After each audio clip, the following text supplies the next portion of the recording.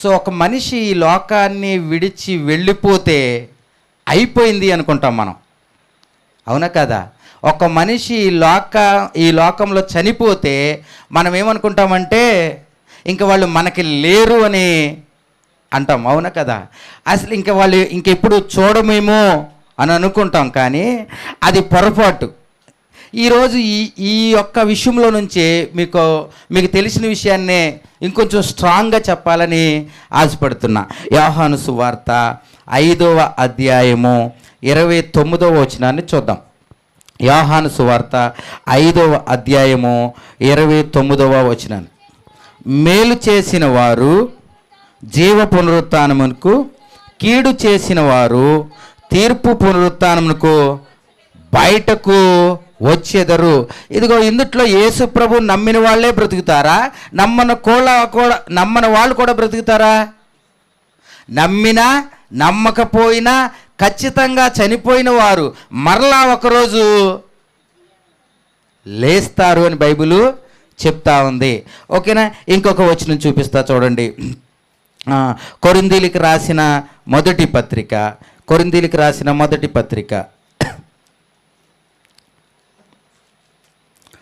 15వ అధ్యాయము 20వ వచనం. 15వ అధ్యాయము. ఇప్పుడైతే నిద్రించిన వారిలో ప్రథమ ఫలముగా క్రీస్తు మృతుల్లో నుండి లేపబడి ఉన్నాడు. ఇప్పుడైతే ప్రథమ ఫలముగా అంటే డౌన్ పేమెంట్. మరి మీరు బండి, దసరా వచ్చింది కదా, బండి మీ దగ్గరికి రావాలంటే మీరు డబ్బులు పూర్తిగా ఏం కట్టవసరం లేదు. ఫస్ట్ మాత్రం కొంచెం డబ్బులు కడితే మీకు బండి వచ్చేసినట్టే. ఓకేనా? డబ్బులు కొంచెం కడితే మీకు బండి వచ్చేసినట్టా లేదా? ఎందుకని? బండి మీ దగ్గర ఉంటుంది కాబట్టి. ఇది ప్రథమ ఫలము అనే దానికి డౌన్ పేమెంట్ అనే పదం వాడారు. ఇప్పుడు క్రీస్తు మృతుల్లో నుంచి లేచి చూపించింది ఎందుకో తెలుసా? ఇలా ప్రతివారు చనిపోయిన ప్రతి ఒక్కరు ఖచ్చితంగా తిరిగి లేస్తారు. అయితే ఇందులో చిన్న దాన్ని ఏమంటారు, మర్మం ఉండిపోయింది. ఇప్పుడైతే నిద్రించిన వారిలో ప్రథమ ఫలంగా క్రీస్తు మృతుల్లో నుండి లేపబడి ఉన్నాడు. 22వ వచనం. ఆదామునందు అందరూ ఎలాగ మృతి చెందురో అలాగనే క్రీస్తునందు అందరూ బ్రతికింపబడుదురు. చూడండి, ఇక్కడేమో క్రీస్తునందు బ్రతికింపబడతారు అన్నారు. ఇందులో 2 వేరియేషన్స్ ఉన్నాయి మీరు గ్రహిస్తే. క్రీస్తునందు ఉన్నవారేమో బ్రతికించబడతారు. ఇంతకుముందు ఒక 2 కేటగిరీలను చూసాం. ఒకరేమో మేలు పునరుత్థానము, రెండోదేమో కీడు అంటే పునరుత్థానాలు 2 సమానంగా ఉన్నాయి ఇందాక చదువుకున్న దాంట్లో. దీంట్లో ఏంటంటే బ్రతికింపబడతారు అనే ఒక పదము యాడ్ అయింది. ఫైనల్గా నేను మీకు ఏం చెప్పాలనుకున్నంటే, మరణము మనిషి యొక్క జీవితానికి అంతము. గట్టి చెప్పాలి. మరణము మనిషి యొక్క జీవితానికి అంతము. గట్టి చెప్పాలి. మరణం మనిషి యొక్క జీవితానికి అంతము కాదు. ఓకేనా? మీకు ఇంకా షాకింగ్ అయ్యే విషయం చెప్పనా? మరణము మనిషి యొక్క జీవితానికి అంతము కాదు అని చెప్పినప్పుడు ప్రారంభము అని చెప్పారు. అమ్మగారు, థ్యాంక్ యూ అమ్మ, మీరు నాకు సాయం చేసినందుకు. ప్రారంభము అని చెప్పారు. దానికి మీకు ఎగ్జాక్ట్గా ఒక ఆశ్చర్యపడే విషయం చెప్తా చూడండి. మత్తయి సువార్త 25వ అధ్యాయము. మత్తయి సువార్త 25వ అధ్యాయం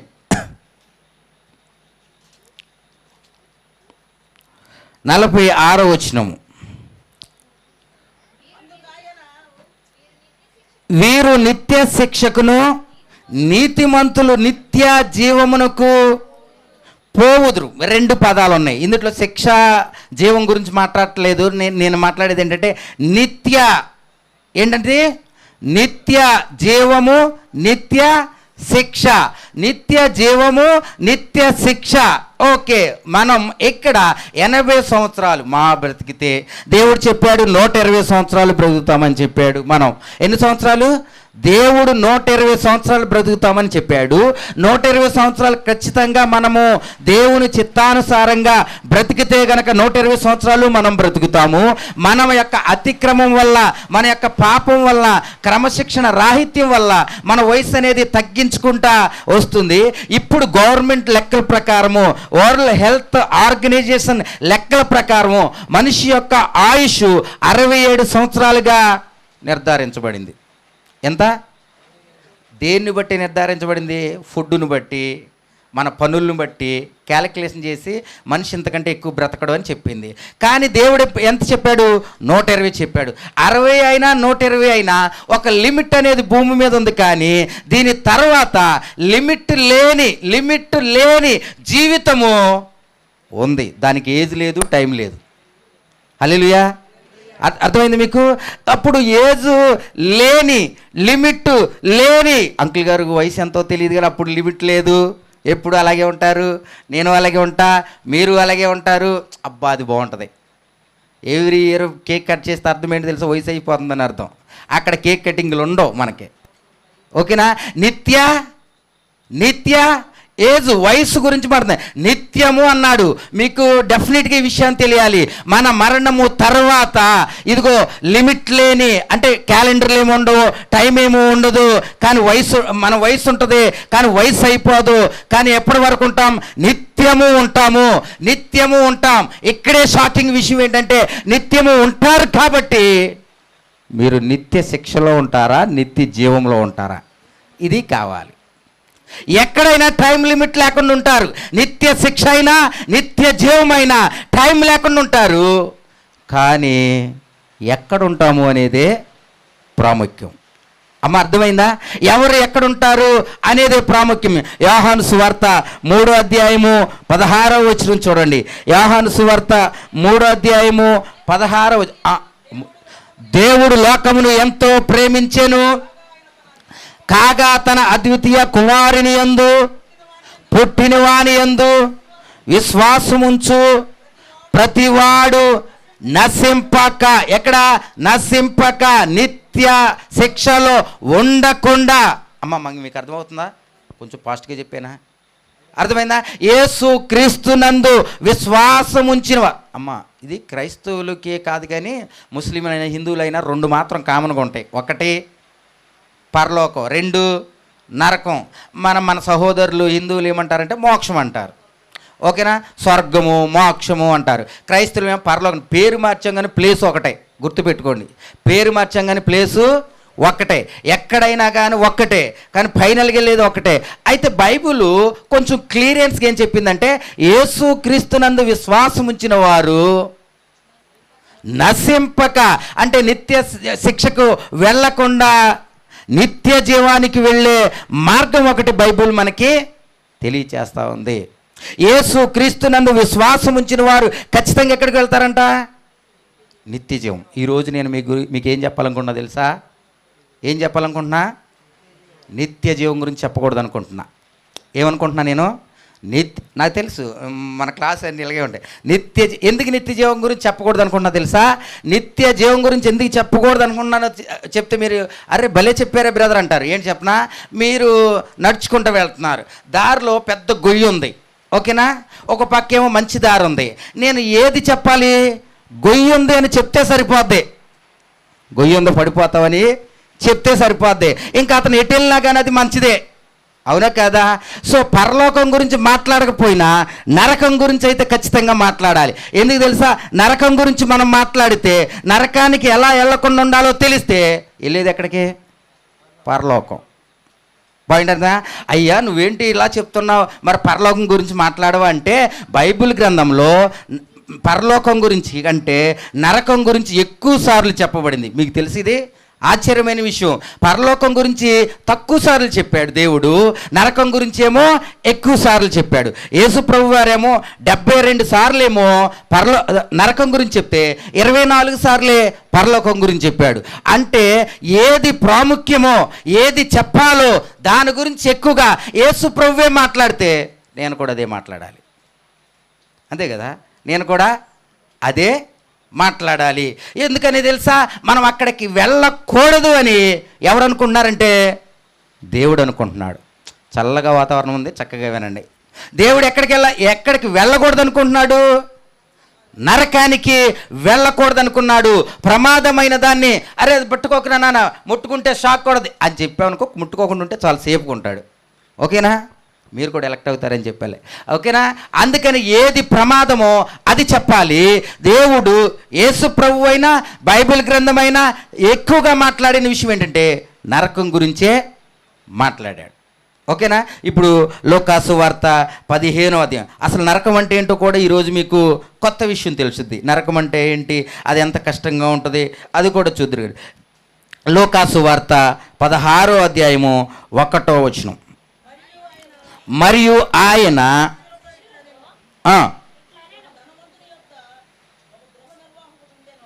అమ్మగారు నేనే తప్పు చెప్పానండి. 16వ అధ్యాయము 19వ వచనం. ధనవంతుడు ఒకడుండెను, అతడు ఊదా రంగు బట్టలు సన్నపు నార వస్త్రములు ధరించుకొని బహుదినము బహుగా సుఖపడుచుండువాడు లాజరు అని ఒక దరిద్రుడు ఉండెను. ఇప్పుడు మీకు అందరికీ స్టోరీ చాలాసార్లు విని విని విని విని ఉంటారు. ధనవంతుడు ఎందుకు నరకానికి వెళ్ళాడు? ధనవంతుడు ఎందుకు నరకానికి వెళ్ళాడు? ఎవరని చెప్పండి అమ్మా. ధనవంతుడు ఎందుకు నరకానికి వెళ్ళాడు? భూమి మీద తనకిష్టం వచ్చినట్లు బ్రతికాడు.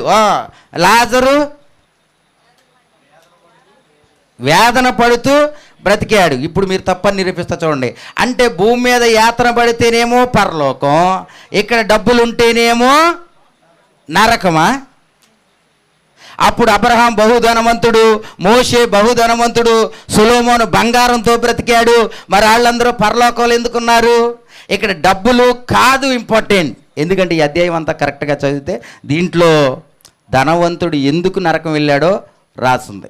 మనం విన్న స్టోరీలను బట్టి, గత కాలంలో విన్న స్టోరీలను బట్టి ఇప్పుడు డబ్బులు ఉన్నవాళ్ళు ఎక్కడికి వెళ్ళరంటే పరలోకము వెళ్ళరు. అప్పుడు పాత నిబంధనలు ఉన్న ఎవరు కూడా వెళ్ళరు. ఎందుకు తెలుసా? అంబానీ కంటే అబ్రహాము 6 రెట్లు ధనవంతుడు. ఇప్పుడున్న అంబానీ ఉన్నాడు కదా, అంబానీ యొక్క ఆస్తి కంటే అబ్రహాం ఆస్తి 6 రెట్లు ఎక్కువ అని మీకు తెలుసా? ఇప్పుడు అంబానీ దగ్గర 300 మంది పనిచేస్తే అప్పుడు 6000 మంది పనిచేశారు ఆయన దగ్గర. అప్పుడు ఇక్కడ డబ్బు కాదు మ్యాటర్. ఎందుకంటే ఎందుకు ధనవంతుడు అనే కాన్సెప్ట్లో వచ్చామంటే మనం ఎప్పుడు నెగిటివ్ అనుకున్నంటే మనకు అలా చెప్పారు. వాస్తవానికి ఏంటంటే డబ్బు ఉండొచ్చు, కానీ డబ్బు మీద వ్యామోహము ఉండకూడదు. అది ఇంపార్టెంట్. డబ్బు ఉండడం బ్లెస్సింగ్స్, డబ్బు ఉండడం బ్లెస్సింగ్, కానీ డబ్బు మీద వ్యామోహం ఉండకూడదు. డబ్బే సర్వస్వం అవ్వకూడదు. నీకు డబ్బులుండి దేవుడే ప్రథమం అయితే డబ్బులున్న పెద్ద సమస్య ఏమీ కాదు. ఇదే విషయం. ఓకేనా? ఆ తర్వాత చూడండి, ఆ ధనవంతుడు అతడు ఊదారంగ బట్టలను సన్నపు నార వస్త్రములు ధరించుకొని ప్రతి దినము బహుగా సుఖపడుచుండువాడు. లాజరు అని ఒక దరిద్రుడును, వాడు కురుపులతో నిండిన వాడై ధనవంతుడి ఇంట వాకిట పడి ఉన్న అతని బల్ల మీద నుండి పడు రొట్టు మొక్కలు ఒక్క ఆకలి తీర్చుకొన గోరెను. ఎక్కడ ఇప్పుడు లాజరు ఎక్కడ ఉన్నాడు చెప్పండి మీరు? ధనవంతుని యొక్క ఇంటి వాకిట. అంటే ఇంట్లోనా, ఇంటి బయట? బయట ఉన్నాడు, ఇంటి లోపల లేడు. మరి ఈ మొక్కలు ఎక్కడి నుంచి అక్కడికి ఎట్లా వెళ్ళి? వీళ్ళు తినేసేటప్పుడు పారేస్తే ఆ మొక్కలేమో లాజరు తినేవాడు, ఆ మొక్కలేమో కుక్కలకు దొరకకపోతే కుక్కలేమో ఆయన్ని నాకేవి. ఇది సిచ్యువేషన్. ఓకేనా? అంతే, కుక్కలు వచ్చి వాని కురుపులు నాకెను. ఆ దరిద్రుడు చనిపోయి దేవదూతల చేత అబ్రహాము రొమ్మున ఆనుకొన బడెను. ఆ దరిద్రుడు, ఇది చూడండి పాయింట్, ఆ దరిద్రుడు చనిపోయి దేవదూతల చేత అబ్రహాము రొమ్మున ఆనుకొనబడెను. ధనవంతుడు కూడా చనిపోయి పాతి పెట్టబడెను. ధనవంతుడేమో పాతి పెట్టారు, లాజర్ని ఏం చేశారు మరి? కింద ఏం చేశారు చెప్పాలి మీరు? సమాధి చేశారా? అక్కడ లేదే, ధనవంతుడికి పాతి పెట్టారు అని రాశారు, కానీ లాజర్కే రాయలే. లాజర్ని ఊరు బయట పడేసారు. ఆత్మ అక్కడికి వెళ్ళిన తర్వాత భూమి మీద శరీరాన్ని ఏం చేశారు? ధనవంతుడిని పాతి పెట్టారని రాసినప్పుడు లాజర్ను కూడా పాతి పెట్టుంటే పాతి పెట్టారని రాసి ఉండాలి, కానీ అతన్ని పాతి పెట్టలే. బికాజ్ అతను పేదవాడు అయి ఉండటం వల్ల అనుకుంటా. ఈయన పాతి పెట్టారు అంటే ఈయనకి ఎంత గ్రాండ్గా ఒక బాక్స్లో పెట్టుంటారు. చాలామంది వచ్చి ఉంటారు, ధనవంతుడు కదా, చూసుంటారు, సాంబ్రాణి అన్నీ వేసి ఉంటారు, మేళంతో తీసుకెళ్ళి ఉంటారు, సమాధి చేసి ఉంటారు, ప్రేయర్ చేసి ఉంటారు. ప్రేయర్ చేసి ఉంటారా? చేసే ఉంటారు. వెరీ గుడ్, బాగున్నారు. చేసే ఉంటారు. చేశారు. చేసిన తర్వాత వచ్చిన తర్వాత ఈయనేమో పాతి పెట్టారు, అక్కడ ఆయన్నేమో వదిలేసారు. అప్పుడు మున్సిపాలిటీ వాళ్ళు ఉన్నారో లేదో తెలియదు కానీ పాపం పడైనైతే పడేశారు. ఇందుట్లో ఆశ్చర్యమైన విషయం ఏంటో తెలుసా? బాగా ఆశ్చర్యమైన విషయం ఏంటో తెలుసా? అబ్రహాము అక్కడ చూడండి, ఆ దరిద్రుడు చనిపోయి తర్వాత దేవదూతల చేత, మీకు ప్రశ్న, దేవదూతల చేత, మీకు ప్రశ్న అందరికీ, దేవదూతల చేత చనిపోగానే మన కొరకు ఒకరు వస్తారు. ఎవరు కొరకు ఎవరు వస్తారు? మన కొరకంటే ఎవరు? మన కొరకంటే ఎవరు? అందరి కొరకు దేవదూతలు వస్తాయా? రారు. అది పాయింట్. ఇక్కడ ఏంటో తెలుసా? యేసునందు విశ్వాసం ఉంచిన వారు, పరలోకానికి వెళ్ళవలసిన వారి కోసము దేవదూతలు వస్తే, నరకానికి వెళ్ళవలసిన వారి కోసము దురాత్మలు వస్తాయి. మీకు అర్థమైందా? మరి మీ కొరకు, మన కొరకు ఎవరు వస్తారు అనేది చాలా ప్రాముఖ్యం. మీరు షాక్ అయ్యే విషయం చెప్పనా? మీరు ఇక్కడ ఇష్టం వచ్చినట్టు బ్రతికేసి, అంటే యేసుని విశ్వసించకుండా, సో ఎవరిని తిట్టట్లేదండి, అంటే యేసు ఏమో విశ్వసిస్తే పరలోకం అని చెప్పాడు. మీరు తిరస్కరిస్తే మీరేం చేస్తే, తిరస్కరిస్తే మనం చనిపోయిన తర్వాత మన బాడీ అక్కడే ఉంటుంది. సడన్గా మనం పైకి లేచిన అనుభవం అయితే ఖచ్చితంగా ఉంటుంది. అప్పుడు మనకు ఒకళ్ళు కనపడతారు. ఎవరు? యేసుని విశ్వసిస్తే దేవదూతలు కనపడితే, యేసుని విశ్వసించకపోతే దురాత్మలు కనపడతాయి. ఓకేనా? ఇప్పుడు ఎవరు కనపడాలో నిర్ణయం ఎక్కడుంది? భూమి మీద ఉంది. అక్కడికి వెళ్తే నువ్వు వచ్చి మళ్ళీ వస్తా అంటే లేదు. ఇక మీకు అర్థమైందా? మళ్ళీ వస్తానంటే కుదరదు. దురాత్మలు చూసిన తర్వాత, ఒక్కసారి ఆ దురాత్మలు చూసిన తర్వాత మళ్ళీ సేమ్ నేను మళ్ళీ వస్తా అని చెప్పి రిటర్న్ వచ్చే ప్రసక్తే లేదు. డెసిషన్ ఎక్కడుంది? ఇక్కడే ఉంది. డెసిషను ఇక్కడే ఉంది. దేవదూతలు వస్తే వెళ్ళండి, గుడ్, డైరెక్ట్గా అబ్రహాం రూమ్ దగ్గరికి వెళ్తున్నారు. మరి దురాత్మలు వస్తే నరకానికి, నిత్య నరకానికి. ఆ దురాత్మలు తీసుకెళ్ళిన తర్వాత ఏం జరుగుద్ది మీరు చూద్దరు కానీ. తర్వాత చదవండి. అప్పుడు పాతాళములో బాధపడుచు, ఒక్క నిమిషం ఉండండి. అక్కడ పాతాళములో బాధపడుచు ఏం చేస్తూ, ఎక్కడ? పాతాళంలో. ఈ మాట ఎవరు చెప్తున్నారు?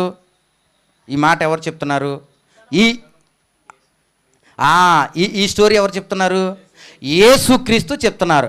పాతాళము అనే చోట గెహన్నా అనే పదం వాడారు. పాతాళం అనే చోట ఏం వాడారు?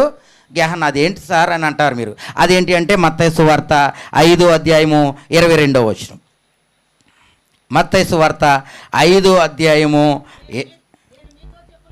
నేను మీతో చెప్పినది ఏమనగా, తన సహోదరుని మీద కోపపడు ప్రతివాడు విమర్శకు లోనగును, సహోదరుని చూచి వ్యర్థుడా అని చెప్పువాడు మహాసభకు లోనగును, ద్రోహి అని చెప్పువాడు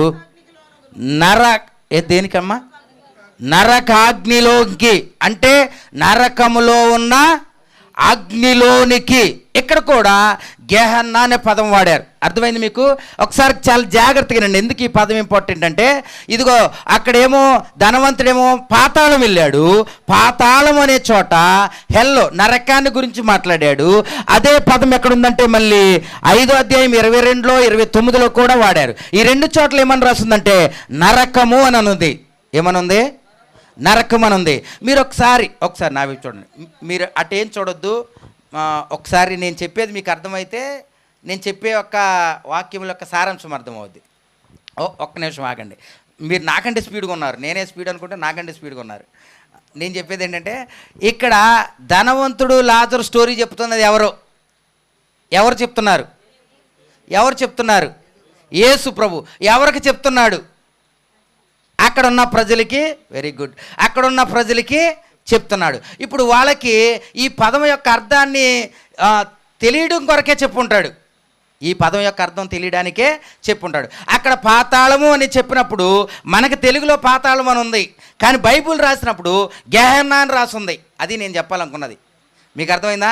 మనకు తెలుగులో పాతాళం అని ఉంది, కానీ యేసు ప్రభు మాట్లాడేటప్పుడు అక్కడ పాతాళం అని మాట్లాడలే, గెహన్నా అన్నాడు. మళ్ళీ గెహన్నా అంటే ఏంటంటారు మీరు? 5వ అధ్యాయం 22లో నరకము అన్నాడు కదా, ఆ నరకానికి గెహన్నా అని అన్నాడు. మళ్ళీ ఈ గెహన్నా ఏంటయ్యా అని మీరు అడిగితే ఇర్మియా గ్రంథం 7వ అధ్యాయం. ఇర్మియా గ్రంథం, ఇప్పుడు అర్థమైందా ఏం చెప్పాలనుకుంటున్నానో? ఇర్మియా గ్రంథం 7వ అధ్యాయము 31వ వచనం అనుకుంటా. నేను ఆజ్ఞాపించని క్రియను, నాకు తోచని క్రియను వారు చేసి ఉన్నారు. అగ్నిలో తమ కుమారులను, ఇన్నరా, అగ్నిలో తమ కుమారులను, తన కుమార్తెలను దహించుటకు బెన్హిమ్ము లోయలో ఉన్న తోపేతునకు బలిపీఠములు కట్టుకొని ఉన్నారు. తర్వాత అక్కడ వరకు ఆగిపోయింది. చూడండి అక్కడ ఏం రాస్తుందంటే, పిల్లల్ని, కుమారులని, కుమార్తెలను దహించుటకు అంటే అర్థం అక్కడ ఆగిపోయింది. దహించుటకు అంటే కాల్చి వేయడానికి. ఎవరిని? పిల్లల్ని, కుమారులను, కుమార్తెలను కాల్చటానికి ఒక బలిపీఠాన్ని కట్టారంట. దాని పేరేంటంటే బెన్హిన్ లోయ అని చెప్పాడు. ఓకేనా? అక్కడ గెహానా అన్నది గ్రీక్ పదం అయితే ఇక్కడ హెబ్రూ పదంలో బెన్హిలోయ అన్నాడు. ఈ రెండిట్ల యొక్క అర్థము ఒక్కటే. అంటే ఇక్కడ చెప్పబడుతున్నది అక్కడ వాళ్ళకి అర్థం అవడానికి చెప్తున్నాడు. మీకు అర్థమైందా? కొత్త నిబంధనలో పాతాళం అంటే ఏంటో తెలియాలి అంటే వాళ్ళకి ఆల్రెడీ పాత నిబంధనలో జరిగింది చెప్తా ఉన్నారు. ఎవరు? యేసు ప్రభు వారు. హల్లెలూయా. యేసు ప్రభు వారు చెప్తున్నారు. ఏం చెప్తున్నారు అంటే చెప్పనా? ఇప్పుడు చెప్తా చూడండి. అక్కడ ఒక పెద్ద లోయ ఉంటుంది. లోయ అంటే మీకు తెలుసు కదా, ఒక పెద్ద గట్టు లాంటిది ఉండి వెనక లోయలు, ఒక అగాధం లా ఉంటుంది. ఆ అగాధము ఎప్పుడు మండుతూ ఉంటుంది. ఎప్పుడు నేను చెప్తున్నదంటే ఇర్మియా గ్రంథంలో పాత నిబంధనలో జరిగిన స్టోరీ. అది ఎప్పుడు మండుతూ ఉంటుంది. దాని కంచున ఒక చూడండి, నా వైపు చూడండి, ఒక విగ్రహాన్ని ఇలా పట్టుకున్న ఓ విగ్రహాన్ని వాళ్ళు తయారు చేశారు. ఆ విగ్రహంలోకి ఏం చేస్తారంటే ఇశ్రాయేలు ప్రజలే వాళ్ళ యొక్క 1వ సంవత్సరం లేదా 1వ నెల, 2వ నెల, 3వ నెల పుట్టిన పిల్లల్ని తీసుకొని వెళ్ళి ఆ విగ్రహం చేతిలో పెడతారు. ఆ పెట్టిన తర్వాత కొద్ది నిమిషాల తర్వాత దానికి ఏ పూజారి ఉంటాడు కదా, ఆయన వచ్చి ఈ పిల్లోడిని అందుట్లోకి ఇసిరేస్తాడు. ఆ పిల్లోడు దాంట్లో పడి కాలిపోతూ కేకలు వినపడతా ఉంటాయి. చంటి పిల్లోడు 1-2 నెలలున్న పిల్లోడిని ఆ లోయలో పడేస్తే అది మండుతూ ఉంటే తల్లిదండ్రులు కూడా సంతోషంగా కూర్చొని చూస్తూ ఉంటారు. అందుట్లో పడతారు కదా, వాళ్ళు ఎంతసేపట్లో కాలిపోతారు పిల్లలు. అమ్మ లేత వయసు అన్నీ సున్నితంగా ఉంటాయి. మీకు అర్థం? ఇది రియల్గా జరిగింది. ఆ పిల్లల్ని ఆడపిల్లలైనా మగపిల్లైనా 1 సంవత్సరం లోపున్న పిల్లల్ని తీసుకొచ్చి దాంట్లో పడేసేవాళ్ళు. ఆ లోయలోకి అలా వెళ్ళగానే పెద్ద కేకలు వచ్చాయి. ఏ కేకలు? పిల్లల ఏడుపులు. ఒకటి కాదు, వెంటనే కొన్ని 100, కొన్ని 1000 పిల్లల్ని దాంట్లో పడేసేవాళ్ళు. అట్లా పడేస్తున్నప్పుడు ఆ సౌండ్, పిల్లల కేకలు వినపడకుండా ఇక్కడ డప్పుల సౌండ్లు పెట్టేవాళ్ళు. ఇప్పుడు వచ్చిన డప్పుల సౌండ్లు అక్కడి నుంచి వచ్చినాయి. జాతరలో డప్పుల సౌండ్లు వస్తాయి కదా, ఏదైనా బలులు జరిగినప్పుడు ఆ సౌండ్ అక్కడ. ఆ పిల్లల యొక్క అరుపులు వినపడకుండా ఉండడానికి వీళ్ళు ఇక్కడ సౌండ్ చేసేవాళ్ళు. ఇక్కడ యేసుప్రభు ఏం చెప్తాడో తెలుసా?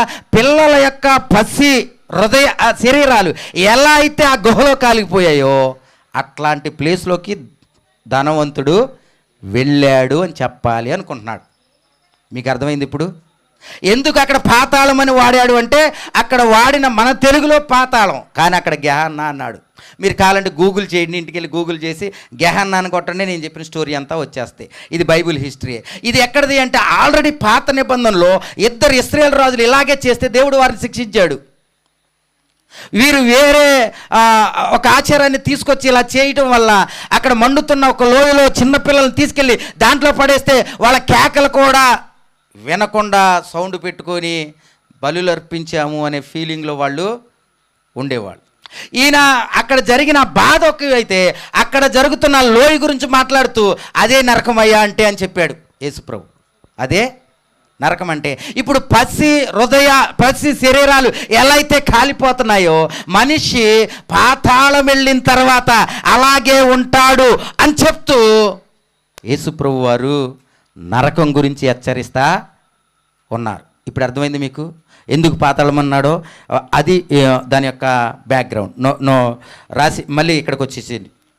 లూకాసు వార్త 16వ అధ్యాయంలోకి మళ్ళీ వచ్చేయండి. తండ్రి అయిన అబ్రహామా ఎక్కడ అప్పుడు అతడు పాతాళంలో బాధపడుచు, పాతాళంలో ఏం చేస్తున్నాడంట? బాధపడుచు. ఎవరు? ధనవంతుడు. ఏం చేస్తున్నాడు? అమ్మ నా వైపు చూడాలి. ఏం చేస్తున్నాడు? బాధ పడుచు. ఎందుకు బాధపడుతుందో తెలుసా?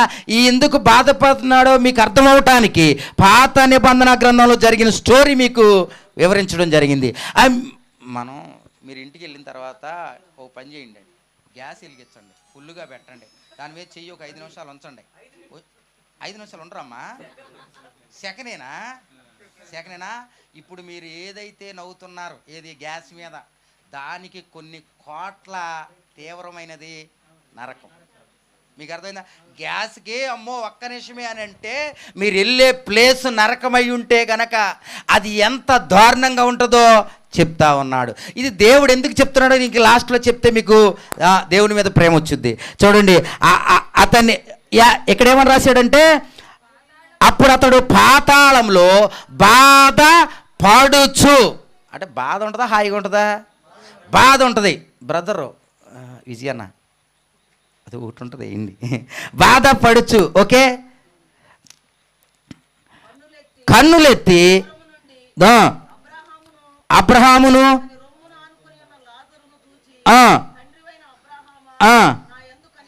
నా యందు కనికరపడి తన వేలి కొనను నీళ్ళల్లో ముంచి. ఇక్కడ ఆగిపోతాం. చూడండి, ఇప్పుడు అబ్రహాము అక్కడ ఏం పడుతున్నాడంటే బాధపడుతున్నాడు. ఎందుకు బాధపడుతున్నాడంటే కాలుతా ఉంటే బాధపడక ఎట్లా ఉంటుంది అమ్మా? కాలుతా ఉంటే బాధపడక ఎలా ఉంటుంది? మీకు ఒక పాయింట్ బయటికి వెళ్ళి మళ్ళీ వచ్చేస్తా. బయటికి ఎందుకు వెళ్తున్నానంటే మనము చనిపోయిన తర్వాత యేసు నందు విశ్వాసం ఉంచిన వారికి ఏ శరీరం వస్తుంది మీకు బాగా తెలుసు. మరి యేసు నందు విశ్వాసం లేక లేదా నరకానికి వెళ్ళే వారికి ఏ శరీరం వచ్చింది చెప్పలేదా? మీకెవరో చెప్పలే అంతే. నరకానికి కాలటానికి సూట్ అయ్యే శరీరం వచ్చింది. మీకు ఎగ్జాంపుల్ చెప్తే మీకు అర్థమవుద్ది. ఏంటి చెప్పనా? మీరు కర్ర పిల్లను పొయ్యిలో పెట్టండి, కాలడానికి ఎంత టైం పట్టుద్ది? కొంచెం టైం పట్టుద్ది. అట్లా కాకుండా ఒక పని చేయండి, ఒక సూపర్ కవర్ని దాన్ని బాగా చుట్టేయండి, చుట్టేసి దాంట్లో పెట్టండి, అట్లా వస్తుంది. ఇది బైబిల్ చెప్పింది, కొరింథీ రాసిన పత్రికలో ఉంది. మీకు ఎవరు అది చెప్పలే. మీరు మహిమ శరీరం అన్నదే విన్నారు. కానీ ఇదిగో నిత్య జీవానికి వెళ్ళేవాడికి నిత్య జీవమైన శరీరము, నిత్య శిక్షకు వెళ్ళేవాడికి నిత్య శిక్ష అయిన శరీరం. అక్కడికి వెళ్ళేవాడికి ఎలా ఉండదు తెలుసా? ఆ అగ్ని జ్వాలల మధ్యన కాలవడానికి కావలసిన శరీరాన్ని ధరించుకొని వెళ్తాడు. అక్కడికి వెళ్ళేవాడు. ఎవరన్నా వెళ్ళాలనుకుంటారా? చేతులు ఎత్తండి ఎవరన్నా. ఎవరు వెళ్ళరమ్మ, తప్పు అట్లా కనబడదు. చెప్తానమ్మా. అమ్మ లాస్ట్లో మీరు అమ్మో టైం చాలా అయిపోయింది. చూడండి, నిత్య జీవానికి వెళ్ళేవాడికి మహిమ శరీరం ఎలా వస్తుందో నిత్య శిక్షకి వెళ్ళేవారికి కూడా వేతన పడుతున్న శరీరము వస్తుంది. ఇందుట్లో ప్రాబ్లం ఏంటంటే మొదటి మాట బాధపడుతున్నాడు, రెండో మాట ఇప్పుడు బాధపడుతూ ఉన్నప్పుడు కాలుతూ ఉన్నప్పుడు ఆయన అడిగిన విషయం ఏంటో తెలుసా? లాజర్ని పంపించి తన వేలి కొనతో మండుతున్నప్పుడు నీళ్లు దొరకకపోతుండే బాధ ఆలోచించండి. నీళ్లు నరకములో ఉండవు, మరేముంది? అగ్ని ఉంది, వేతన ఉంది, బాధ ఉంది, కాలతా ఉంది. పైన నీళ్ళు లేకపోతే పరిస్థితి ఎంత దారుణంగా ఉందో చూడండి. నీళ్ళు లేకపోతే ఎంత దారుణం ఉంది. అబ్బా, మే నెలలో మధ్యాహ్నం 4 పెట్స్ కట్టుకుపోయినప్పుడు చిన్న నీళ్లు దొరకకపోతేనే కింద పడిపోతామే మనం. కానీ అక్కడ కొన్ని కోట్ల డిగ్రీల సెల్సియస్ కలిగిన వేడిలో కాలుతూ ఉంటాడు. ఇది మరీ బాధ, నీళ్లు దొరకపోవటం. తండ్రి అయిన అబ్రహాము నా యందు కనికరపడి తన వేలుకొన నీళ్ళలో ముంచి నా నాలుకను చల్లార్చుకు లాజరును పంపుము. ఎవరిని పంపాలి? లాజరు పనుడా? చచ్చిపోయినా కానీ సావలా. ఏంటది? కింద ఉన్నప్పుడు పని వాళ్ళతో పని చేయించుకున్నాడు కదా. ఎవరిని రమ్మని చెప్పాలి? ధనవంతుడు. లాజరుని ఎందుకు పిలవాలండి? దేవుణ్ణి అడగాలి, ప్రవ్వా నాకు నీళ్లు కావాలి. మీరు చదివేటప్పుడు బాగా ఆలోచించాలి. మీరు బాగా ఆలోచించట్లే. లాజర్ కాదు అడగాల్సింది, దేవుణ్ణి అడగాలి. ప్రవ్వా నేను యాత్రతో నలిగిపోతున్నా, కాలిపోతుంది, అగ్నిలో నశించిపోతున్నా, బాధ ఎక్కువైపోయింది, నేలకి తిరగట్లేదు, కొంచెం నీళ్లు పోయాయా అని అనగాలి. కింద ఉన్న బుద్ధి పైన కూడా చూపిస్తున్నాడు, లాజర్ని పంపించు అని. ఓకే, తర్వాత నేను ఈ అగ్ని జ్వాలల్లో యాతన పడుచున్నాను. ఇప్పుడు 2 పదాలు చెప్తాను చూడండి. ఇందాకేమో బాధపడుతున్నా అని చెప్పాడు, ఇప్పుడేం పెట్టాడంటే యాతన పడుతా అన్నాడు. దేంట్లో యాతన పడుతున్నాడు? అగ్ని జ్వాలలు. మీకు అగ్ని జ్వాలలు అంటే బాగా తెలుసు, మధ్యలో కాలుతూ ఉంటాడు. ఓకేనే, తర్వాత ప్లే చేస్తారు, అది చూద్దరు. కానీ వీడియో ఒకటి రెడీ చేసే, అది చూద్దరు. కానీ పెట్టేశారా? పెట్టండి మరి, అంటే నాది పోద్దేమోనని. సౌండ్ లేదన్నా? సౌండ్ ఉండాలి ఖచ్చితంగా. వస్తుందా రాదా? వచ్చింది, మీరు సౌండ్ సెట్ చేయండి లోపు. చూడండి, అది వచ్చే లోపల చెప్తారు. ఎక్కడ ఉన్నాం మనం? అగ్ని జ్వాలల్లో ఏం చేస్తున్నాడంట? యాతన పడుతున్నాడు అని చెప్పాడు. ఇదిగో అగ్ని జ్వాలలో యాతన పట్టడం అంటే ఏంటో మీకు చెప్తే మీకు భలే థ్రిల్గా ఉంటుంది. యాతన అంటే ఏంటి చెప్పనా? విజయవాడ, హైదరాబాదు, ముంబై ఇలాంటి ప్రాంతాల్లోకి వెళ్తే ఊరు మధ్యలో ఒక డ్రైనేజీ ఉంటుంది, తెలుసు మీకు? ఊరు మధ్యలో లేకపోయినా పోనీ అండర్ గ్రౌండ్లోనైనా ఉంటుంది. 1, 2 అన్నీ కలిపి వెళ్ళే ఒక డ్రైనేజీ ఉంటుంది. మీకు తెలుసా అది ఎట్లా ఉంటుంది? నల్లగా ఉంటుంది. ఎక్కడైనా చిన్న మ్యాన్ హోల్ కనుక లీక్ అయిందా స్మెల్ మొత్తం బయటకు వచ్చేస్తాయి. దాంట్లోకి మనల్ని తీసుకెళ్ళి ముంచి ఎలా ఉంది అని అడిగితే ఏం చెప్తాం మనం? దాంట్లో ముంచి లోపలికి ఎక్కడికి? తల వరకు ముంచి ఒకసారి పైకి లేపి ఎలా ఉంది అబ్బా అంటున్నారు కదా. ఎలా ఉందంటే ఉండలేక ఉండాల్సిన స్థితినే యాతన పడటం అంటారు. ఉండలేని స్థితిలో ఉండాల్సిన అవసరం వస్తే యాతన పడటం. మన పిల్లల్ని కనుక ఎక్కడన్నా మీ ఇంటికాడ ఉంచు, నేను ఉండనమ్మా అనుకో, ఉండు నేను వచ్చేదాకా అక్కడ పెట్టామనుకో, వాళ్ళు అక్కడ ఎంత పెట్టినా కానీ ఇష్టం లేదు కాబట్టి ఉండరు. దాన్ని యాతన పడతాం అంటారు. అర్థమైందా? మీకు అర్థం అవటానికి అలా చెప్పాను. కానీ ఇప్పుడు నరకంలో మనం ఉండాలి అనే ఆలోచన అక్కడ కూడా ఉండదు, కానీ ఉండక తప్పదు. అది యాతన అంటే. అమ్మ అర్థమైందా? మీరు అటు వెళ్ళిపోయారు, ఇటే చూడాలి. అర్థమైందా? 1 బాధపడ్డాడు, నీళ్ళు లేవు, అగ్నిలో కాలుతున్నాడు. 3 యాతన పడుతున్నాడు. తర్వాత చదవండి. అందుకు అబ్రహాము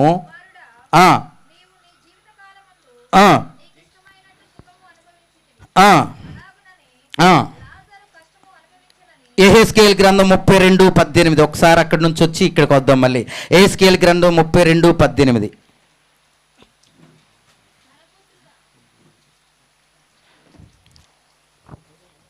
యెహెజ్కేలు గ్రంథం 32:18.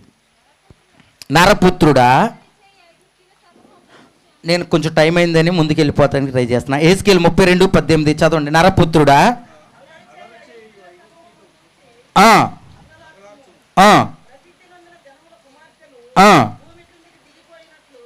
భూమి కిందకి దిగిపోయినట్లు అన్న ఫోటో ఉంటుంది చూడండి. పడవేయము. అమ్మాయి చూడండి, అది నరకాన్ని గురించి చెప్తున్నమాట. నరకంలోకి వెళ్తున్న వాడికి ఫస్ట్ వచ్చే ఫీలింగ్ ఏంటో తెలుసా? పైనుంచి కిందకి పడుతున్న అనుభవం మొట్టమొదటిసారిగా కలిగే అనుభవం. నరకంలో కూడా ఎలా ఉంటుందో డైరెక్ట్గా దేవుడు రాయించాడు. మొదటి అనుభవం ఏంటి తెలుసా? పైనుంచి కిందకి పడుతున్న అనుభవం మొదటిదైతే, లోపలికి వెళ్ళగానే మనకి అగ్ని జ్వాలలో కాలుతున్నది రెండో అనుభవం, అక్కడ బాధపడుతున్నది మూడో అనుభవం, అక్కడ యాత్ర పడుతున్నది నాలుగో అనుభవం, అక్కడ నీళ్లు లేక పెడిసికట్టుకుపోయి అరుస్తున్న అరుపు ఐదో అనుభవం. ఇంకొక అనుభవం చూసుకుందాం, చూడండి. ఇంకొక అనుభవం చూసుకొని ముందుకెళ్ళిపోదాం. మత్తయి సువార్త 25:46 ఇందాక చదివింది చూడండి. మత్తయి సువార్త 25:46. మీరు నిత్య శిక్షకును నీతిమంతులు నిత్య జీవమునకు పోవుదురు. మీరు నిత్య శిక్షకును. లోపల బాధపడుతున్నారు, లోపల వేదన పడుతున్నారు, లోపల కాలుతున్నారు, అయినా కానీ దాని యొక్క టైంను మీరు చూద్దామంటే, అంటే కొద్దిసేపట్లో అయిపోద్దా, ఇంకొంచెంసేపు ఓర్చుకుందామా అని మీరు ఆలోచన చేస్తే ఎంత మాత్రము అది అయ్యేది కాదు. దాని టైం చెప్తున్నాడు, నిత్య శిక్ష. అమ్మ అందరూ చెప్పాలి, నిత్య శిక్ష. ఎండలో నుంచోబెడితే, టీచర్ కనుక ఎండలో నుంచోబెట్టారనుకోండి పిల్లోడిని, నువ్వు ఫస్ట్ పీరియడ్ వరకు ఎండలో నుంచోవాలరని చెప్పాను అనుకో, ఆడు అస్తమానం టైం చూసుకుంటాడు. ఎందుకని? బిల్లు కొడితే లేచి వెళ్ళిపోవచ్చు అని. ఇక్కడ నిత్య శిక్ష, లిమిట్ లేదు, టైం లేదు, ఎప్పుడు కాలుతూ ఉండాలి. ఉండాల్సిన ప్లేస్ కాదు, సంతోషంగా ఉండే ప్లేస్ కాదు, బాధపడే ప్లేసు. అమ్మా నేల కారిపోతుందయ్యా, కాలుతుందయ్యా, సూపర్ కవర్లు ఏమైనా చుట్టారా, నాకు తీసేయండి, కాలిపోతుంది, తోలు ఓడుతుంది, అయినా నేనేమి చచ్చిపోదామా, చస్తేనే ఇక్కడికి వచ్చా, చచ్చిపోదామా చస్తేనే ఇక్కడికి వచ్చా. అందుకే అన్నాడు మార్క్స్ వార్త 9:48 అగ్ని ఆరదు. ఎందుకు చెప్పాడన్నమాట? అప్పుడు వాడికి వచ్చే ఫీలింగ్ ఏంటి తెలుసా? చచ్చిపోతే బాగుండు. ఏమనిపిస్తుంది? చచ్చిపోతే బాగుండు. కానీ అగ్ని ఆరదు, పురుగు చావదు, ఇంకా లిమిట్ లేదు, అది అన్లిమిటెడ్. అప్పుడు ఏమవుద్దో చూడండి, కిందకి వచ్చేద్దాం త్వరగా. ఇది నరకం గురించి చెప్తున్న మాటలు, ఇంకా చాలా ఉన్నాయి కానీ అవన్నీ చెప్పలేము. అందుకు 25, అబ్రహాము కుమారుడా, నీవు నీ జీవిత కాలమందు నీకు ఇష్టమైనట్లు సుఖం అనుభవించితే, అలాగనే ఏం చేసుకోవాలంట? జ్ఞాపకము చేసుకోవాలంట. ఇది మరీ బాధ, మీకు అర్థం కావట్లే. కింద ఉన్నది మళ్ళీ గుర్తొస్తే మరీ బాధ. మీకు అర్థమైన వాళ్ళకి అర్థమవుతుంది. అది గుర్తు రాకుండా ఉంటే బాగుండు, కానీ గుర్తు వస్తుందంట. జ్ఞాపకం రావటం మరీ బాధ, బాధ. తర్వాత ఇప్పుడైతే అతను నెమ్మది పొందుచున్నాడు, నువ్వు యాతన పడుచున్నావు. అంతేకాక ఇక్కడ నుండి మీ వద్దకు దాట కోరువారు దాటి పోజాలకుండునట్లు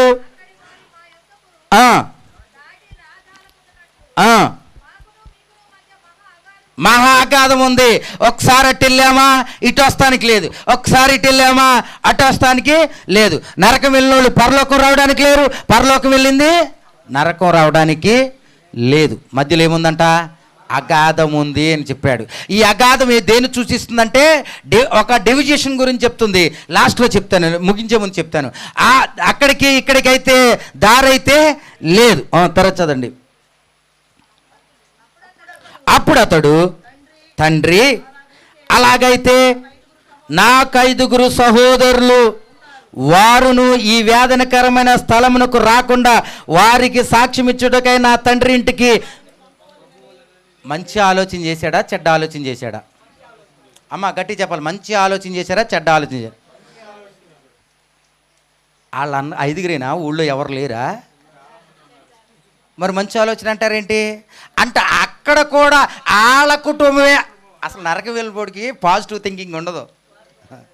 మీరేమనుకుంటున్నారంటే కనీసం ఒక 5 ఆలోచించడం లేదు. అసలు నరక వెళ్ళినోడికి పాజిటివ్ థింకింగే ఉండదు. అక్కడ కూడా తన కుటుంబంలో ఉన్న వారి గురించి ఆలోచించి, అయ్యా చాలామంది భూమి మీద ఉన్నారు అని మాట్లాడాల్సిన ధనవంతుడు నాకు 5 ఉన్నారు అని సెల్ఫీస్గా మాట్లాడాడు. అర్థమైందా? సెల్ఫీస్కి మాట్లాడాడు. తర్వాత వారును ఈ యాతనకరమైన స్థలముకు రాకుండా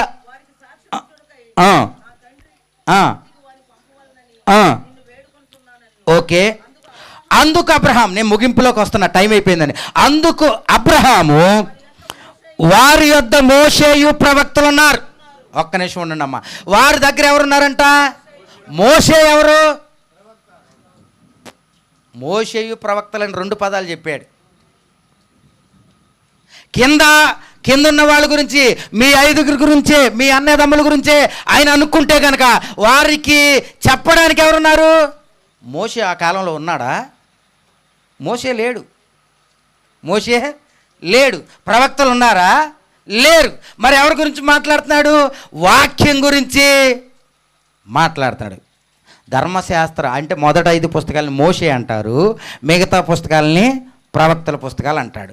అంటే కిందున్న వాక్యం వింటే చాలు వాళ్ళు ఇక్కడికి రాకుండా ఉంటారు. హల్లెలూయా. అంటే ఒక మనిషి ఇదిగో నరకం వెళ్లకుండా ఉండాలి అంటే అవకాశం ఎక్కడుందో తెలుసా? భూమి మీదే ఉంది. ప్రతి వారం చర్చికొచ్చి ఇక్కడ సేవకుడు నిలబడి గొంతు చించుకొని అరిచేది మీరు అక్కడికి వెళ్ళకుండా ఉండడానికి. అమ్మా బ్రతుకు తెరువు కోసం కాదు, ఇది బ్రతుకు తెరువు కోసం కాదు. మిమ్మల్ని సేఫ్ ప్లేస్లోనికి తీసుకువెళ్ళడానికి దేవుడు ఏర్పరిచిన పరిచర్య. హల్లెలూయా. ఈరోజు పాస్టర్ అంటే ఏమైపోయింది తెలుసా? అంటే అందరూ అనుకునేది ఇదిగో ఇది బ్రతకడానికో కానుకల కొరకో సేవకుడు అని అనుకుంటున్నారు.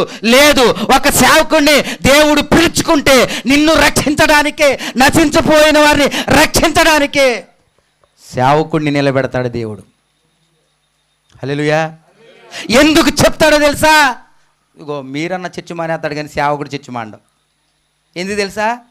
ఎందుకు చెప్పండి? డబ్బుల కొరక కాదు. ఒక్కరోజు మానేసిన సేవకుడు భయం వస్తుంది. ఒక్కరోజు రాకపోయినా భయం వస్తుంది. అంతెందుకు నాకు కూడా వచ్చింది. ఇప్పుడు నేను వచ్చేటప్పుడు దారిలో వర్షం వస్తుందని మధ్యలో ఆగిన తర్వాత నేను మెసేజ్ పెట్టా బ్రదర్కి, బ్రదర్ నాకు లేట్ అయ్యేటట్టుంది, మీరు మెసేజ్ చెప్పేయండి అని. అన్న ఫోన్ చేశారు, అన్న మీరు రావాల్సిందే చెప్పాల్సిందే అన్నారు. అమ్మో భయం వేసింది, వెళ్ళకపోతే బాగోదు, వర్షమా పాడని చెప్పేసి వచ్చేసా. సేవడికి ఆ భారాన్ని దేవుడు పెడతాడు. ఎందుకు తెలుసా? ఆయన కొరకు కాదు, ఆయన కొరకు కానే కాదు, నశించిపోతున్న ఆత్మల కొరకు. మీకు అర్థమైందా? అయితే వారు ఏం చేయాలో తెలుసా? చెప్తున్న వాక్యానికి లోబడాలి, చెప్తున్న యేసు ప్రభువుని విశ్వసించాలి. హల్లెలూయా. అప్పుడు నువ్వు రావు. ఇంకా వేరే మార్గం ఏమీ లేదు. యేసు ప్రభు చెప్పాడు, నా ద్వారా తప్ప ఎవడు నా తండ్రి దగ్గరికి రాడు. ఆయన గురించి చెప్పడానికే వాక్యం ఇచ్చాడు, ఆయన గురించి చెప్పడానికే సేవకుని పిలిచాడు, ఆయన గురించి చెప్పడానికే సంఘాన్ని ఏర్పరచాడు. మీరేమనుకుంటారంటే ఈయన కోసమో నా కోసమో మీరు వస్తున్నారు. లేదు, మమ్మల్ని సాటిస్ఫై చేయొద్దు ప్లీజ్. సేవకుల్ని సాటిస్ఫై చేయొద్దు. మీ కొరకు మీరు రావాలి. వారు కింద ఉన్న వాళ్ళు రావాలి అంటే కింద వాక్యం ఉంది. వాక్యాన్ని నమ్మి విశ్వసిస్తే ఇక్కడికి రాకుండా ఉంటారు. ఇక్కడికి రావాల్సిన అవసరం లేదు. అర్థమైందా? ఇక్కడ చూడండి, మీకు షాక్ అయ్యే విషయం చెప్తా. 29వ విషయం. అందుకు అబ్రహాము వారి వద్ద మోషే ప్రవక్తలు ఉన్నారు, వారి మాటలు వినవలనని అతనితో చెప్పగా అతడు తండ్రి అయిన అబ్రహామా ఏమన్నాడు? ఎవరన్నది ఈ మాట? అసలు ఆదరు ఇందులో డైలాగులు లేవు. తండ్రి అయినా ఈ మాట ఎవరన్నాలో తెలుసా మీకు? మీరు ధనవంతుడు కాదు, మీరు కొంచెం బ్రాడ్గా థింక్ చేయాలి. మీరు పైన ఉన్నాయి కాదు. తండ్రి అయిన అబ్రహామా అనే అధికారము దేవుణ్ణి నమ్మిన వాళ్ళకే. ఇక్కడ ఒక షాకింగ్ విషయం ఉన్నారు మీరు. తండ్రి అయిన అబ్రహామా, మీకు అర్థమైందా? తండ్రి అయిన అబ్రహాము. యూదులు తండ్రి అయిన అబ్రహామా అని పిలవగలిగిన వాళ్ళు ఎవరో తెలుసా? వాక్యం తెలిసిన వాళ్ళే ఆ మాట. కానీ ఎక్కడున్నాడు? మీకు అర్థమైంది ఇప్పుడు దాకా? అతను పాపి కాబట్టి వెళ్ళాడు అనుకున్నారు. అతను చర్చికి వెళ్ళాడు. ఎవరు? ధనవంతుడు చర్చికి వెళ్ళాడు. లేదంటే అబ్రహాం అనే పదం అందరూ యూదుల కాలంలో ఎవరు పిలవడానికి లేదు. అప్పుడు అబ్రహాం అని పిలవగలిగిన వాళ్ళు, బైబుల్ తెలిసిన వాళ్ళు, యెహోవాను అనుసరించే వాళ్ళే. కాబట్టి ఈయన ప్రార్థనకి వెళ్ళాడు, చర్చ్కి వెళ్ళాడు, ఆరాధనలో ఉన్నాడు, సమాధి కార్యక్రమం కూడా సమాధి చేసి ఉంటారు. కానీ ప్లేస్ ఎక్కడుందో తెలుసా? నరకంలో ఉంది. Be careful, be careful. చర్చ్కి వచ్చేసాను, బలారాధనలో ఉన్నాను అనుకుంటే ఇక్కడ కొన్నిసార్లు మిస్టేక్ ఉందని వాక్యంలో. డెసిషన్ వాక్యం మీద మాత్రమే ఉండాలి. నువ్వు అయిపోయింది అనుకుంటే లేదు. ఇక్కడ అమ్మ చాలా జాగ్రత్తగా వింటున్నారా? అయిపోయింది అనుకుంటే లేదు. చూడండి తర్వాత ఇష్యూ. మోషే ప్రవక్తలు చెప్పిన మాటలు వారు వినని ఎడల మృతుల్లో నుండి ఒకడు లేచినను వారు నమ్మరని అతనితో చెప్పాను. ఎవరు వెళ్ళి చెప్తే నమ్మరంట? మృతుల్లో నుండి ఒకడు లేచి. ఇక్కడ రెండు ఉన్నాయి చెప్తా చూడండి, రెండు బాగుంటాయి. ఒకటి నా వైపు చూడండి. ఒకటి ఏంటంటే అక్కడ ధనవంతుడు అడిగాడు, అయ్యా ఎవరన్నా పంపిస్తే, నన్ను పంపిస్తే నేను వెళ్ళి వాళ్ళకి చెప్పొస్తానని చెప్పాడు. ఇక్కడ రెండు విషయాలు. ఒకవేళ మన ఇంట్లో ఎవరైనా చనిపోయిన వాళ్ళు పొరపాటున నరకం వెళ్ళి మళ్ళీ తిరిగి రాత్రి మీరు పడుకున్నప్పుడు 12 గంటలకి లేచి అమ్మాయి అని అంటే మీరేమంటారు? మీ వాళ్ళే అయినా కానీ ఏ అని పరిగెత్తారు. అవునా కదా? అమ్మా అని నేను అనలేను. మా అమ్మ వచ్చి పెద్దోడా అందనుకో, అమ్మ నమ్మరు. అవును కదా? అందుకని అది కాదు నమ్మే పద్ధతి అని బైబిల్ చెప్తా ఉంది. రెండోది ఆల్రెడీ ధనవంతుడు అక్కడికి వెళ్ళిపోయాడు. ఇప్పుడు మనకైతే యేసు మృతుల్లో నుండి తిరిగి లేచి మీరు ఇలాగే లేస్తారని చెప్పిన ఈరోజు కూడా నమ్మట్లా. ఆశ్చర్యమైన విషయం కదా? అప్పుడు ఆల్రెడీ యేసు ప్రభు చనిపోయి తిరిగి లేచిన ఆయన ఒక ఆయన ఉన్నాడు. నేనే జీవమును, నేనే మార్గమును, పునరుత్థానాన్ని కూడా నేనే అన్నాడు కదా. మరి ఆయన నమ్మలేదు కదా, ఆయన నమ్మట్లేదు కదా ఈ రోజుల్లో యేసుప్రభుని. యేసుప్రభు ఆల్రెడీ ఇందా చదువుకున్నాం, ఆయన ప్రథమ ఫలంగా క్రీస్తు మన కొరకు మొదటగా ఆయన లేచాడు. అదే మాట కదా సువార్తలో ప్రకటిస్తున్నది. మరి ఎందుకు నమ్మట్లేదు? నమ్మాల్సిందేంటి? వాక్యాన్ని మాత్రమే నమ్మాలి. హల్లెలూయా. బాగా చెప్పారు అమ్మగారు. హల్లెలూయా. వాక్యాన్ని మాత్రమే నమ్మాలి. ఓకే, అయిపోయింది. ఇంకెక్కడికి ఒక్క వచ్చిన వచ్చేయండి. ప్రకటన గ్రంథము యోహాను సువార్త, త్వరగా వెళ్ళిపోదాం. యోహాను సువార్త 3వ అధ్యాయము 16వ వచనం. 3వ అధ్యాయము 16వ వచనం లాస్ట్.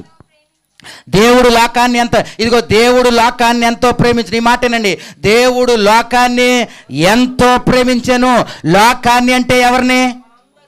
అందరినీ. చర్చిలో ఉన్న వాళ్ళనా, చర్చి బయట ఉన్న వాళ్ళనా? అందరినీ. ఇప్పుడు అందరూ ఏమంటున్నారు తెలుసా? రొటీన్గా యూట్యూబ్లో, ఫేస్బుక్లో వస్తున్న ఒక రొటీన్ డైలాగ్ ఏంటో తెలుసా? దేవుడు ప్రేమించేవాడైతే ఆయన్ని నమ్మకపోతే నరకానికి పంపించేస్తాడా అనే ప్రశ్న మీరు వింటున్నారా లేదా? ఈరోజు కూడా విన్నా నేను. యేసు ప్రభువుని అంగీకరించకపోతే, నమ్మకపోతే ఆయన నరకానికి పంపిస్తాడా? ఆయనేం దేవుడు అంటున్నారా కదమ్మా? అయితే వచ్చిన చదవండి. కాగా అద్వితీయ కుమారునిగా పుట్టిన వాని యందు విశ్వాసముంచు ప్రతివాడు నశింపక. ఎవరి ఒక్క నిమిషం, నశింపక ఎవరి ఆలోచనది? నశించకూడదు అని చెప్పింది ఎవరు? అమ్మా, నశించకూడదు అని చెప్పింది ఎవరు? ఇంకెక్కడెక్కడ ఎవరన్నా మాట్లాడారా? మనిషి లోకము అంటే ఎవరు అనుకున్నాం? అందరూ అయితే అందరూ కూడా నరకానికి వెళ్ళాలని దేవుడు అనుకున్నాడా? అనుకోలేదు. ఏ ఒక్కరు నశింపక, హల్లెలూయా గొప్పగా చెప్పండి, ఏ ఒక్కరు నశింపక నిత్య జీవం పొందాలని ఆయనను మనకు చచ్చిపోయిందని ఆలోచించరేంటి? అమ్మ అర్థమవుతుందా? చనిపోయిన యేసుక్రీస్తు ఎందుకు చనిపోయాడో తెలుసా? ఎవరు కూడా నరకానికి వెళ్ళకూడదని. ఎందుకు ఇంత డీటెయిల్గా యేసు ప్రభు వారు నరకం గురించి చెప్తున్నారు తెలుసా? అయ్యో అది చాలా ప్రమాదం, నువ్వెవడు అక్కడికి రాకూడదు అనే ఉద్దేశంతో చెప్పాడమ్మా. దీన్ని ఏమంటారు చెప్పనా? ప్రేమ అంటారు. ఏమంటారు? ఇప్పుడు దాకా చెప్పింది ఆయన ఏంటి? ప్రేమ. నరకాన్ని చెప్పి భయపెట్టాలనుకోలేదు ఆయన, నరకాన్ని గురించి చెప్పి ప్రేమ చూపించాలనుకున్నాడు. మీకు ఆశ్చర్యమైన విషయం చెప్తా చూడండి. యెషయా గ్రంథం 53వ అధ్యాయం 4వ వచనం. యెషయా గ్రంథం 53:4.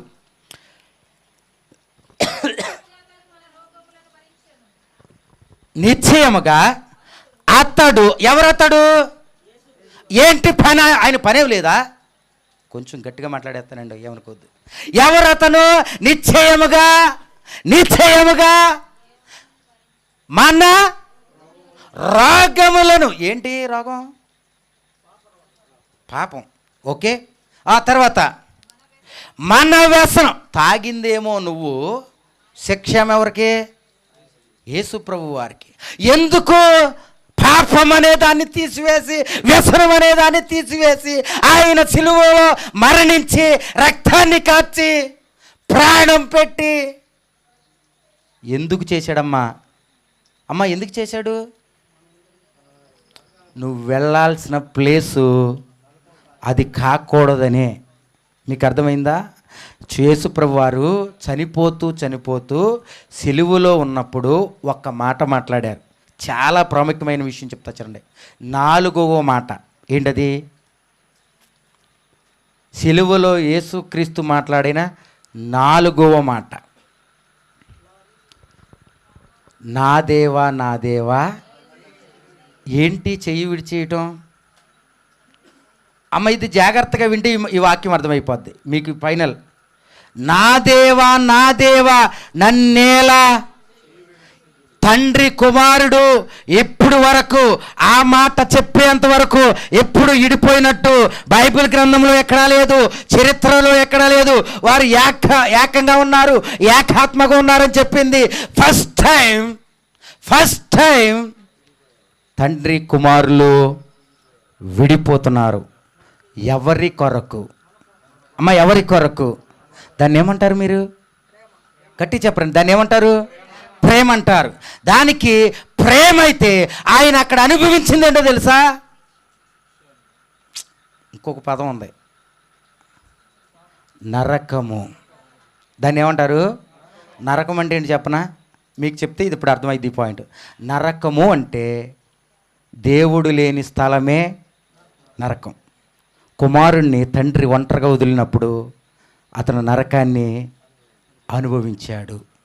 నరకము అంటే అగ్ని జ్వాలలే కాదు, నరకం అంటే యాతనే కాదు, నరకం అంటే ఇదిగో నాలుగు పెడిసి కట్టుకోపోవడం కాదు, నరకం అంటే నువ్వు అక్కడ ఇదిగో యాతన పట్టమే కాదు, నరకం అంటే నువ్వు జ్ఞాపకం చేసుకొని కుమిలిపోవటమే కాదు, నరకం అంటే నువ్వు అక్కడ పడుతున్నది కాదు, కానీ దేవుడు నీతో లేకపోవటమే నరకం. నరకంలో ప్రార్థన ఉంటుందా? ఉంటుందండి. ప్రార్థన ఎందుకు ఉండదు? ప్రభువా అని అరుస్తారు, కానీ జవాబు ఉండదు. అవునా? అక్కడ పశ్చాత్తాపం ఉంటుంది, కానీ సమాధానము ఉండదు.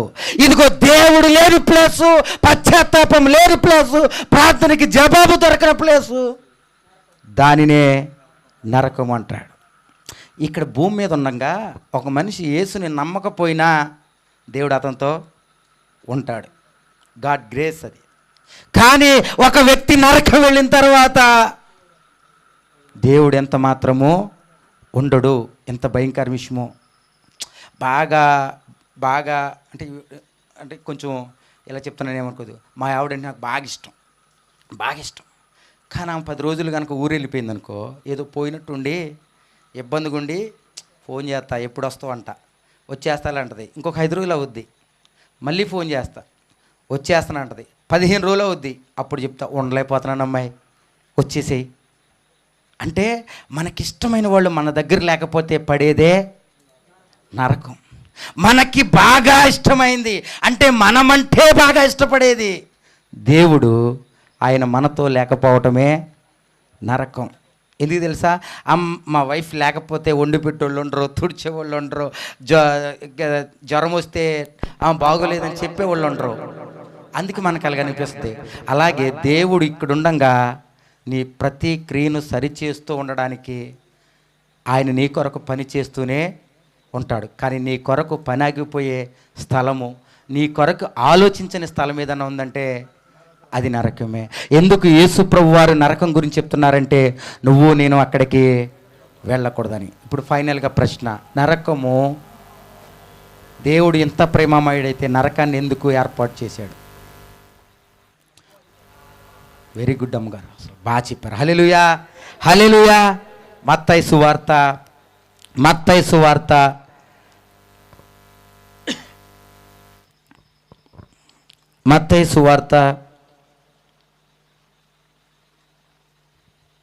24వ అధ్యాయము, మత్తయి సువార్త 24వ అధ్యాయము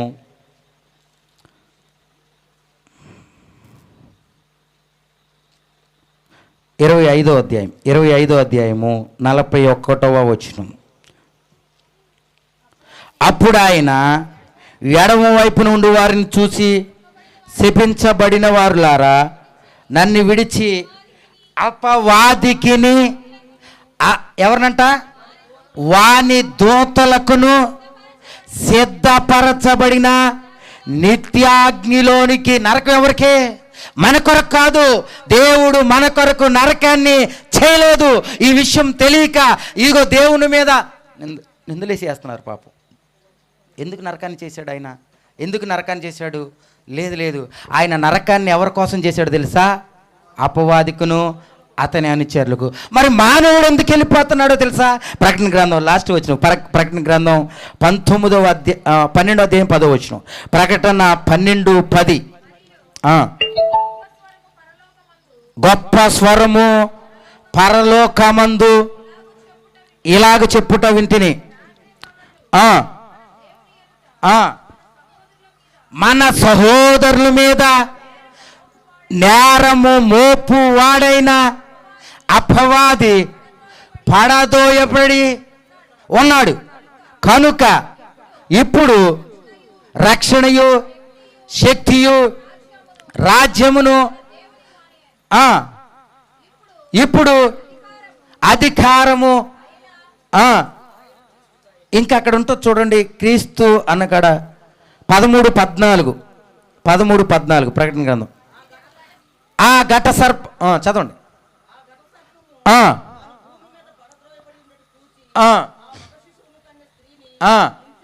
హింసించాను, అందువలన